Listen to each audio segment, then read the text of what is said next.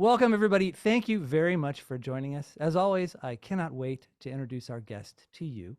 But before I do, I want to tell you where you are. You are watching Truer MU. If you are insecure about your music, your writing, your dreams, our videos will reassure you, educate you, and inspire you. There's so much here to see. Check us out at truermu.com or go to YouTube and search for Truer MU. If you like what you see, please push the like button and please subscribe. For those of you who have watched this show regularly, you know that I have interviewed dozens of old Oberlin friends of mine, and it's one of my favorite topics to do. Getting in touch with people I haven't seen in 25, 30 years and finding out where they're at, and this is no exception. My guest is an old friend of mine I haven't seen in or spoken to in 30 years or more. Let me tell you a little bit about her. Stephanie Bettman is an accomplished writer, singer, and fiddler. Vocally, she draws comparison to the soaring soprano of Joan Baez and the plaintive emotion of Emmylou Harris. Her fiddling, which combines element of bluegrass and jazz, is inspired by such masters as Stefan Grappelli, Byron Berlin, and Johnny Gimbel.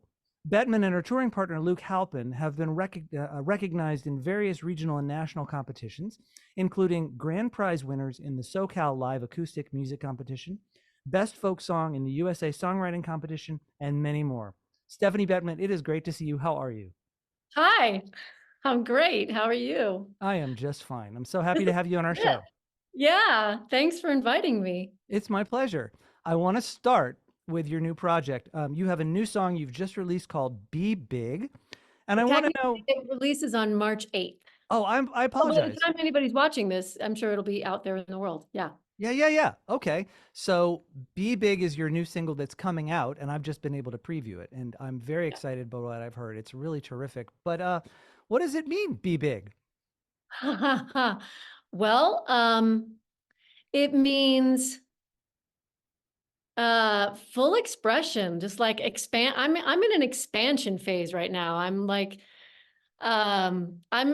bringing in old parts of myself that got lost along the way and re-embracing them, passions that I had that I forgot about, and I'm just bringing it all into this new project. I mean, one of those passions is dance, which I had sort of let go by the wayside because it's hard to be a touring musician and sit in a van for 10 hours and be a dancer. Stretch in the back. I don't understand. Right. Yeah, well, I would always fold up in the van, but yeah. So and also just my touring career with Luke Halpin. We still play, but that's very much a contained sort of musical experience. It's contained by what the two of us can do together, all acoustic instruments for the most part. Mandolins, fiddles, vocal harmonies, guitars, that sort of thing. And I just got this itch to just like blow the doors open and just like use all the tools and use the big instruments. Let's get the big drums out, like, so that's what this project is. And it's eclectic, and it's like, I'm always eclectic because I get bored fast, but, it's got elements of a little bit of folk in some of the songs, but then some of the songs are like straight up funk. Some of them are like you heard, Be Big is just sort of, I don't know what, big anthemic, empowering rock, I guess. Right. Yeah. So yeah, that's what it means. It means like, screw it, have fun. Yeah. So we're catching you on the beginning of a new phase for you, and one Yes. I think you've put on hold for quite a while. We're going to talk about your history and this what I've learned about you. This all fits into the questions I was going to ask you. So can we start at the beginning? A very good place to start. Now I'm going to break into song if you don't stop it. I dare you. You were born, or you're from New Mexico. Were you born in New Mexico? I was born in New Mexico. Yeah. Okay.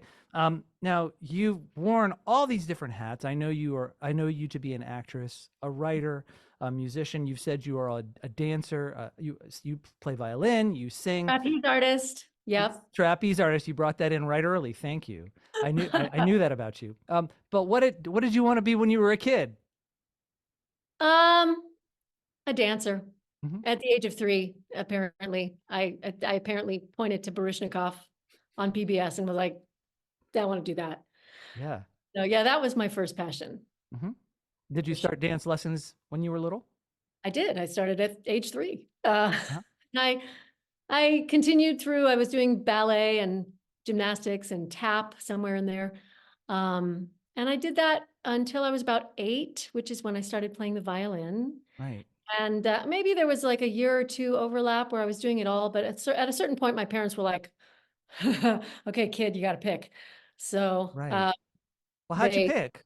well, they guided me. Is it because They the dance world is just nuts? Is that Well, why? they said, if you pick dance, your career will be over by the time you're 35. Mm, mm, But if you pick, music, you can play for the rest of your life. So right. I picked music, but I never stopped loving dance, and I would still do it here and there, and squeeze it in, and then the whole little stint with the circus thing that was related. Hmm. Uh, but yeah, I never really kept it on the table after that until the world shut down, and I had time to think. I was no longer like pushing, booking tours and pushing promotion and just like trying to keep a career going. I had time to sit and breathe and notice that I had gotten kind of itchy for something new, for something outside the boundaries of what I'd been doing.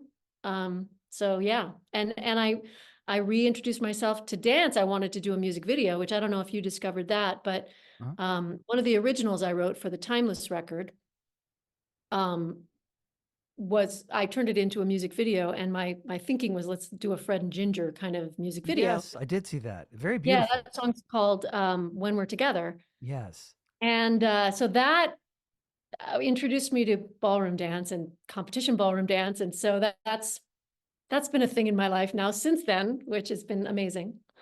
Because you Um, needed to add a hobby. yeah. Right.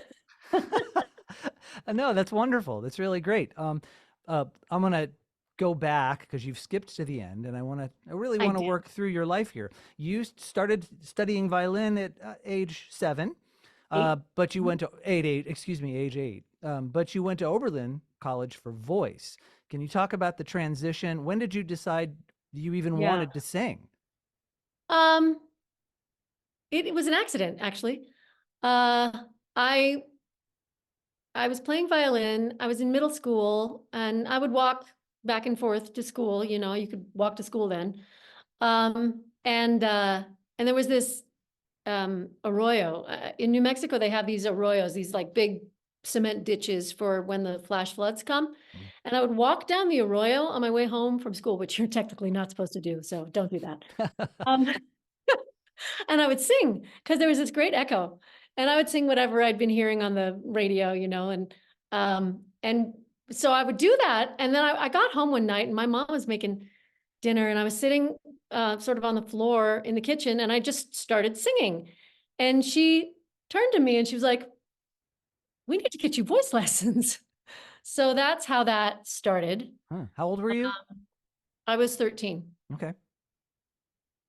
And so that started that. So then I was also into theater at that point, and I was Uh-huh. determined I was going to be an actress. Okay. So I got into high school. I kept studying singing. I kept playing violin. I was doing the youth symphony thing, and then I was doing theater. So I was in all these plays, and so that was my life through high school. And then I decided I wanted to go to a college program where I could do both theater and music. Hmm. And one of my earlier violin teachers was actually at the time married to Richard Miller's son. Okay. So Richard Miller, it was, as you know, but not everybody will know, one of the voice teachers at Oberlin. So my mom finagled a conversation with him to sort of talk about, what I wanted to do and where I could go and do that. And he was very, very opinionated that the only place to go would be Oberlin because you could do a double degree. And you could get a conservatory, music degree, not some just, whatever music program in some random college. So Yeah. I, So there you went.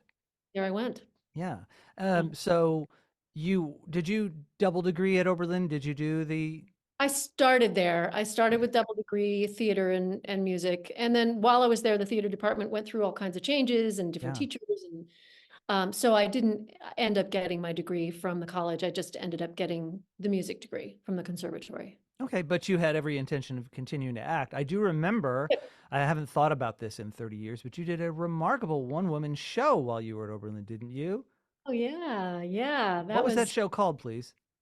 the occupation of Heather Rose. Yes. Yeah. Yes. It was about this woman who was she a nurse? Anyway, she ends up in the Arctic or Alaska or somewhere, and she's Mhm. surrounded by the native people, and just it's a misfit. It doesn't Yeah. work. Yeah, yeah. I remember that play. That was my like, dang it, I'm gonna do theater here, even if, Yeah. like, Right, right. even if I have to do it on my own terms. I think most of the people who really cared about theater did that very thing. They just kind of did theater around the theater program at Oberlin. I know I did. There So, was a fair amount of that. Yeah, people just creating what they wanted to do. Yeah. yeah, yeah, yeah. And I remember just being in awe that one person could memorize all that stuff and have nobody to rely on but themselves in a show like that. That was what stuck with me. Not that it was great, by the way. Your performance was great, but that's what stuck with me. I'm like, oh my That was god. the number one comment I got after the show. People's minds were blown that I remembered all the words. Of course, if you want to improvise, no one's ever going to know, right? Because it's all Well, you. that's true. Yeah. Not that I was very good at that, so I don't know that I could have really. So But you went on to a graduate degree. You went to back to New Mexico to get a graduate degree. Why did you go home?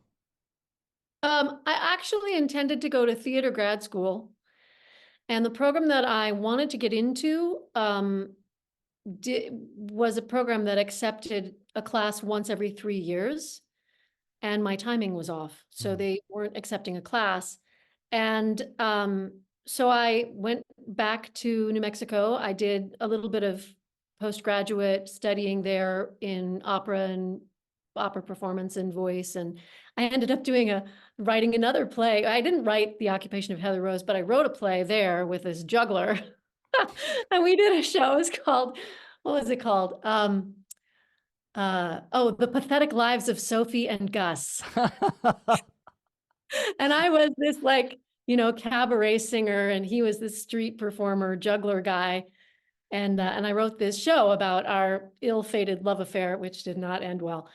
But it was, just throughout. He was also a magician, so I learned all this juggling. We learned this whole like two-person juggling routine. Where we're throwing the pins, and we invite somebody up from the audience. Pins? You learned how to throw pins? Yeah, pins and yeah, and we I'm a doing the juggler magic too, trick. so I know that this is Oh not yeah, easy.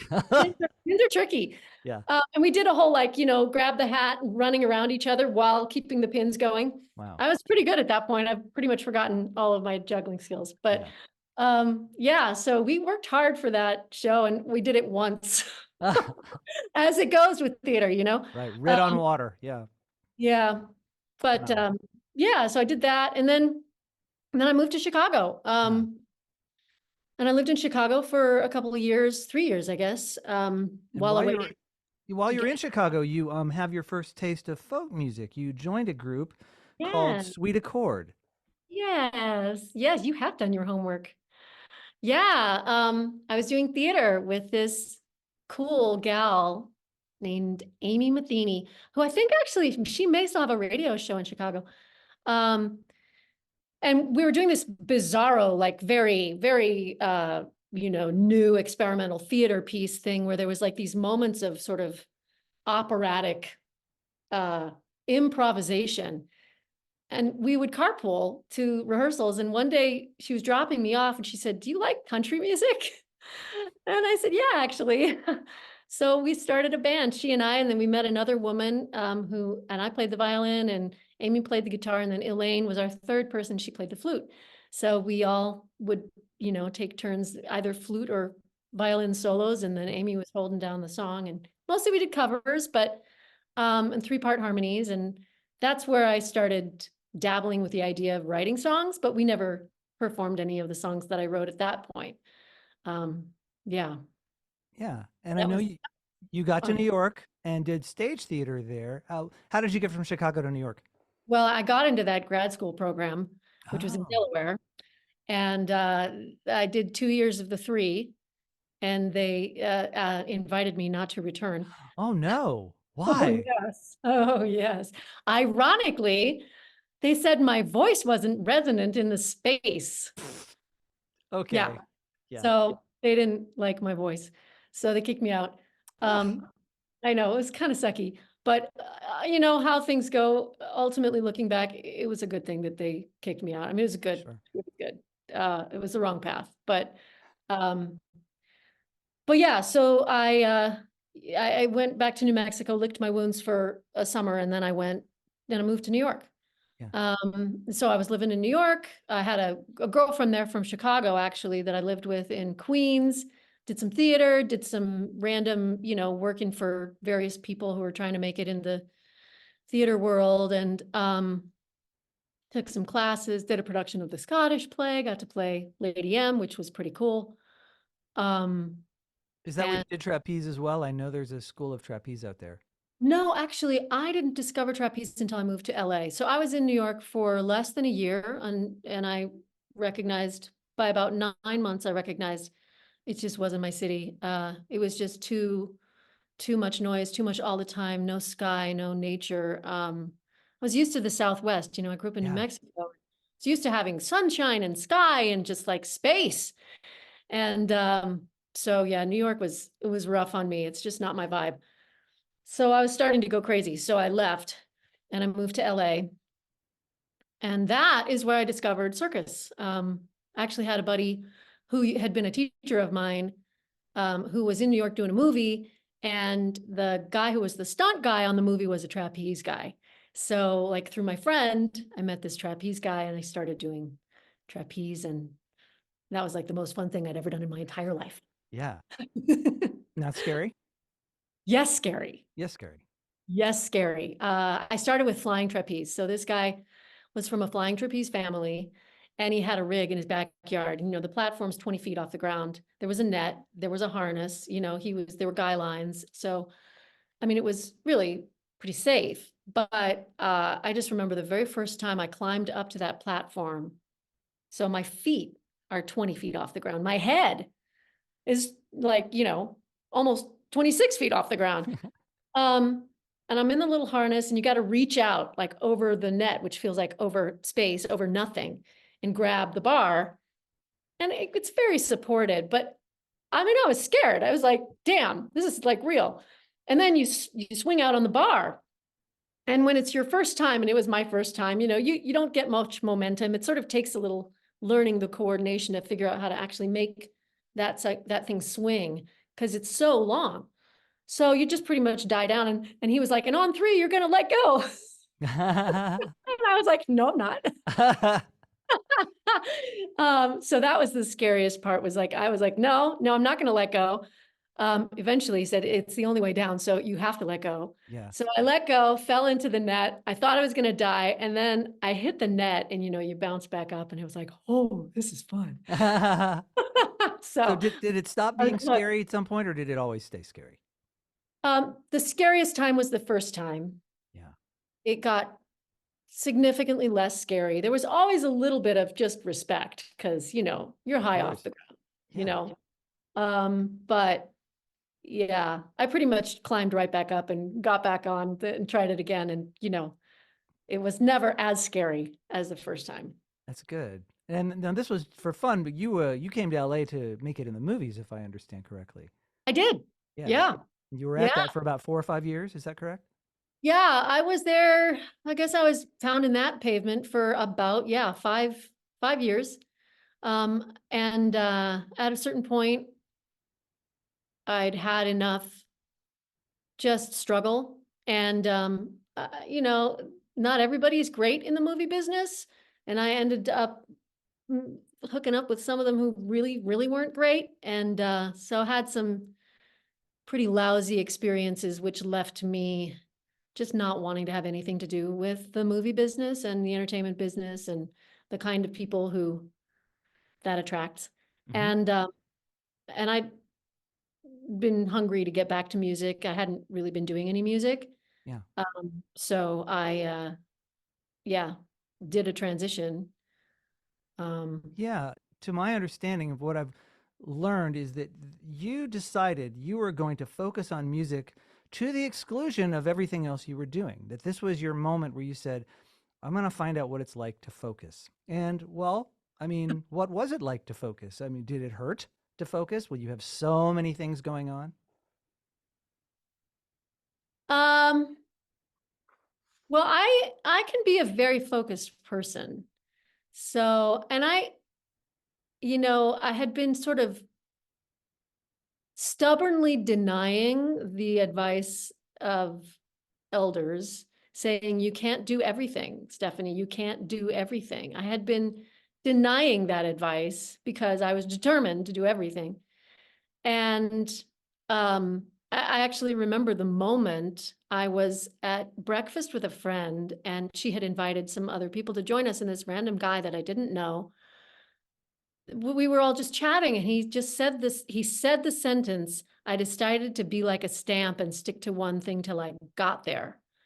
And that just landed on me like it was like, the universe or God or whatever going, bap, hear this, lady.